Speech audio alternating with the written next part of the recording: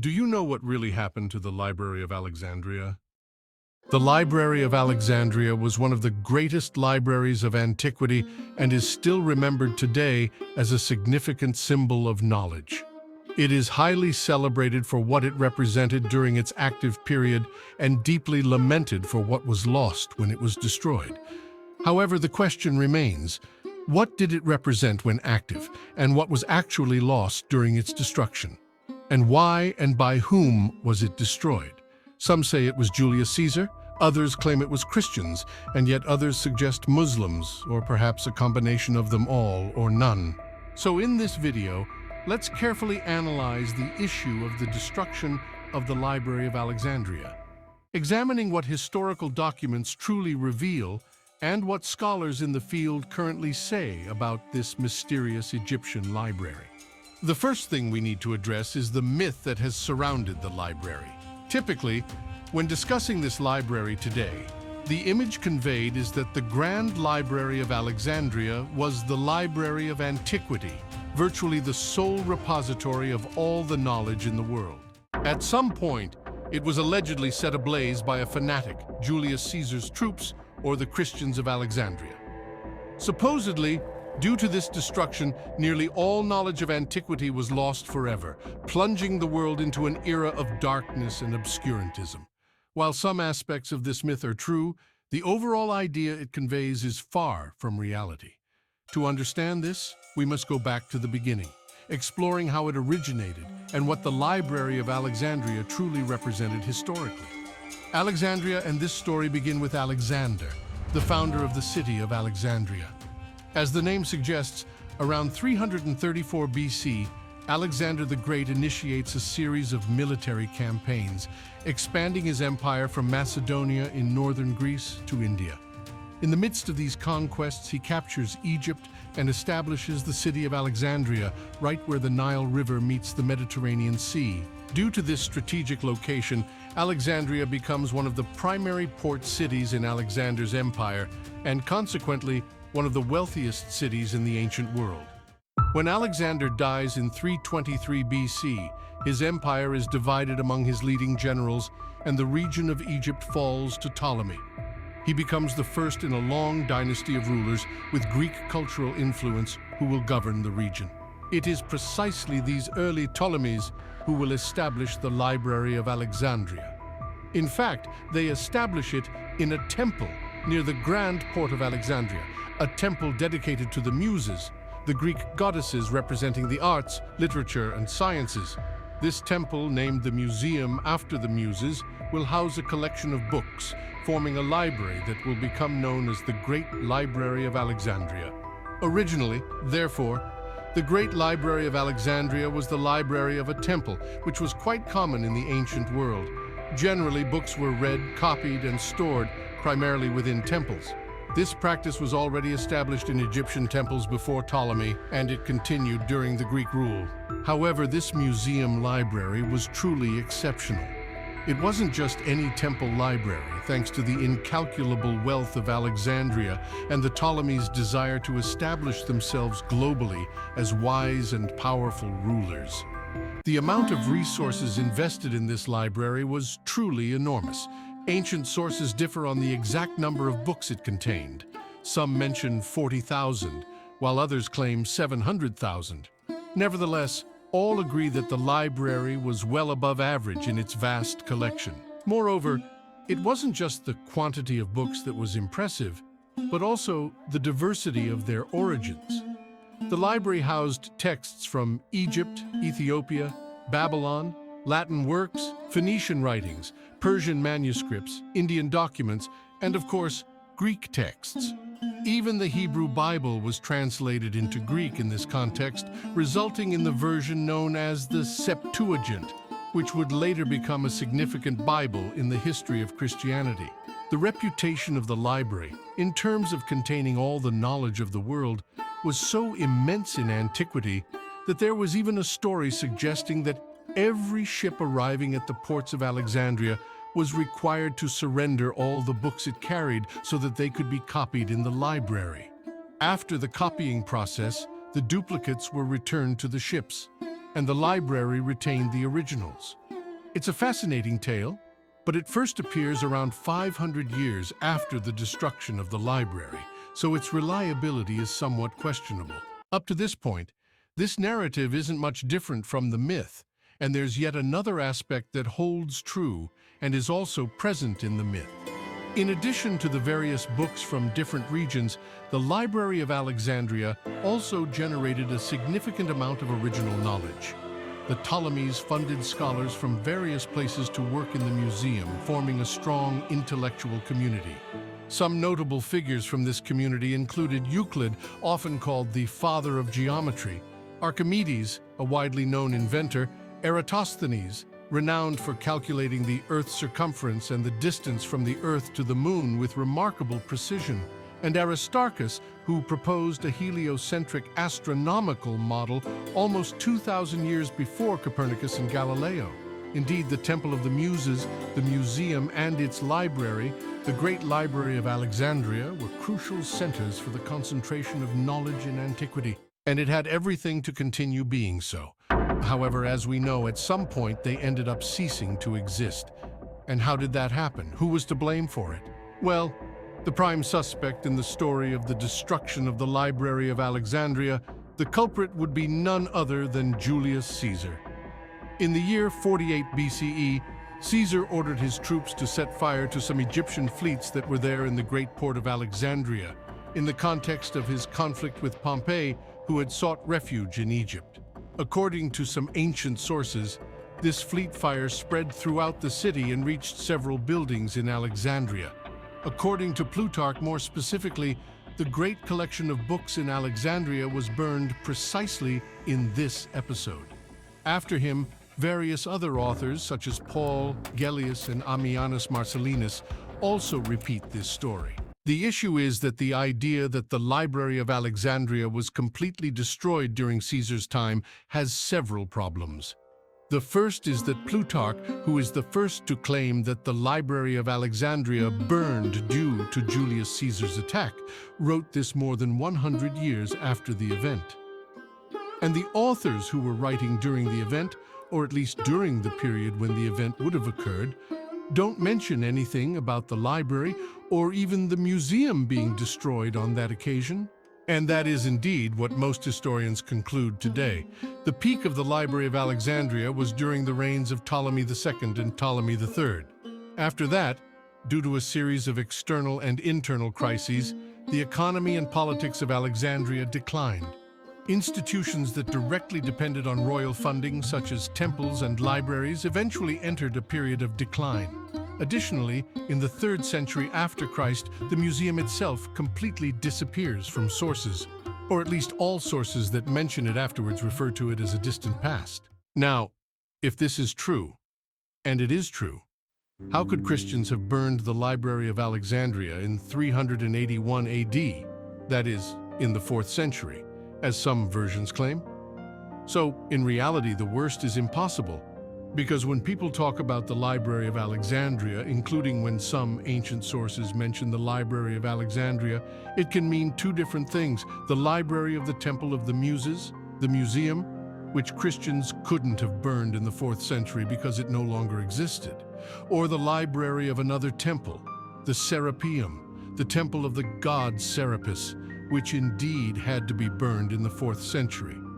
Now, did Christians actually burn this second Library of Alexandria?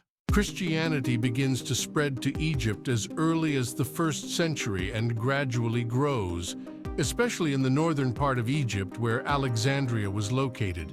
During this initial century, this new religion coexists with various others already practiced in the region, such as traditional Egyptian cults, Greco-Roman cults, Judaism, Zoroastrianism, and even Buddhism. As mentioned, Alexandria was a port city with a significant influx of diverse peoples, and this diversity was also reflected in the local religious landscape. However, at a certain point, Christianity would end up surpassing all these religions. First, because it had a very strong popular appeal and gained many followers in the early centuries. But then another factor comes into play, perhaps even more important: which is the official Christianization of the Roman Empire itself. Constantine will be the first Christian emperor, and later, Theodosius will be the first to make Christianity the official religion of the empire, also prohibiting other cults and ordering the closure and even destruction of ancient temples. It is in this context of the general and official Christianization of the empire that a bishop in Alexandria named Theophilus received imperial permission to destroy the city's largest temple, the Temple of Serapis or Serapeum. What this has to do with the Library of Alexandria is that, as we have seen, the ancient library of the museum had disappeared during this period, but many books it had housed over the centuries had been distributed to other libraries in the region over time. One of them, known as the Daughter Library, happened to be the Library of the Serapeum. When Christians destroyed the Serapeum around 391 AD, it is possible that the books stored in this second Library of Alexandria, so to speak, were destroyed. This is a possibility, but it's not something entirely certain. Unfortunately, almost no sources discussing the destruction of the Serapeum mention the books kept there. The attention of the authors is primarily focused on the destruction of Serapis's images and the physical structure of the temple. However, there are a few authors who mention the books in the context of the attack on the Serapeum. The most explicit is a historian and Christian priest named Paulus Orosius, who says the following words: "The chests of books were emptied by our men, the Christians." At least, he states that much. It is a testimony that there was indeed a library in the Serapeum when it was attacked by Christians, and a testimony that it was indeed touched by Christians. But it is not clear exactly what the Christians did with these books. Did they destroy them? Did they sell these books in the common market, for example? Did they take these books to their own temples or monasteries? It is difficult to know because what Paulus Orosius says is that the shelves, the boxes, were indeed emptied. Where these things went afterward, he does not specify. During this time, there were both Christians who valued and preserved non-Christian classical texts, especially Greco-Roman texts, and Christians who regarded pagan culture as either dangerous or, at best, useless. Therefore, it is possible to consider various different fates for these books after being taken out of the boxes. One thing is certain. After this attack, the Library of the Serapeum and the temple as a whole would no longer exist, and from that point on there would be no more Library of Alexandria, neither that of the Muses nor that of Serapis. But there's still one suspect left to discuss, who is also often linked to the destruction of the library, and that is Caliph Omar, who was born 700 years after Caesar's attack on the great port of Alexandria and 260 years after Theophilus's attack on the Serapeum. How could Caliph Omar destroy something that was already destroyed centuries before he was born? So this may be the strangest story of all the suspects. In fact, some medieval Muslim authors even claim that the Caliph ordered the burning of the Library of Alexandria.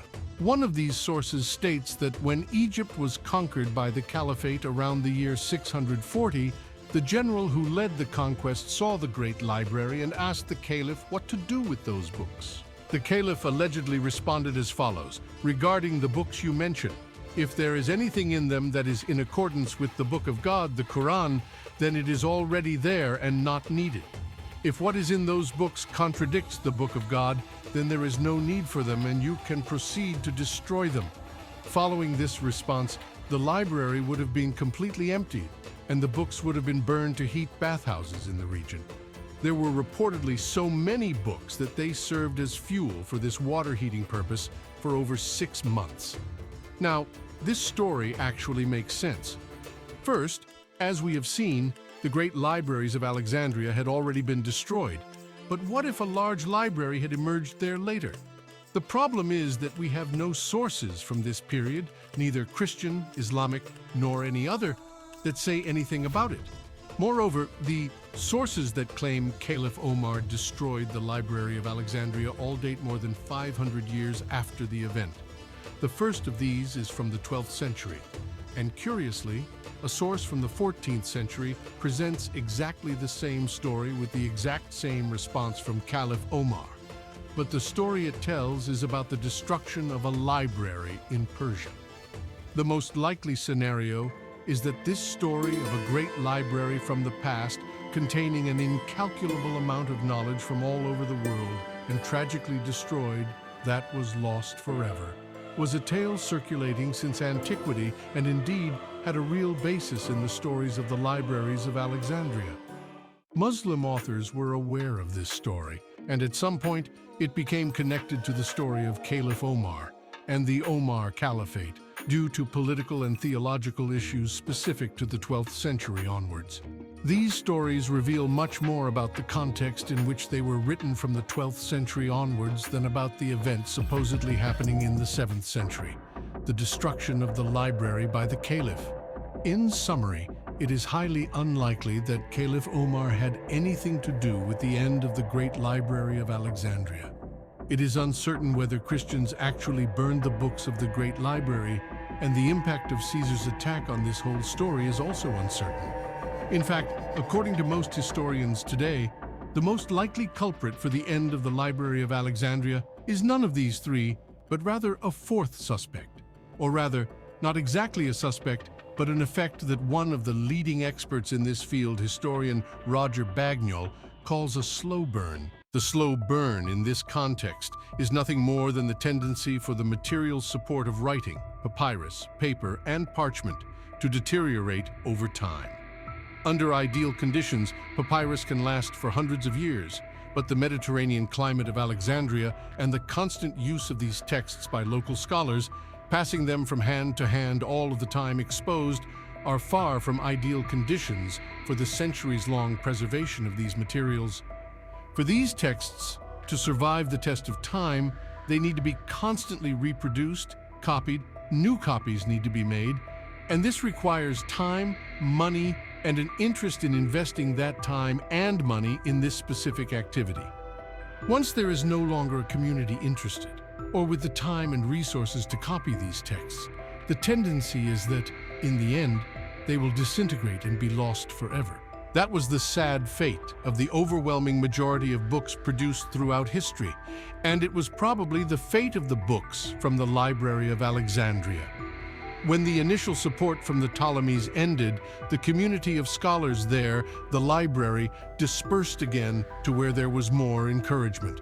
They may have gone, for example, to the libraries of Ephesus or Pergamon, which were also large libraries of the period, or they may have simply returned home. That's why Strabo, whom I mentioned at the beginning of the video, even before Christ, spoke of the greatness of the Library of Alexandria as something of the past. Nevertheless, after that, the library still endured for many centuries, as we saw, not in glory, but endured nonetheless. However, then came the crises of the empire, political and religious conflicts specific to Alexandria, the destruction of pagan temples by Christians, which were the intellectual centers of the region in antiquity. And no one appeared to revive the Ptolemies project, the project of a gigantic and universal library.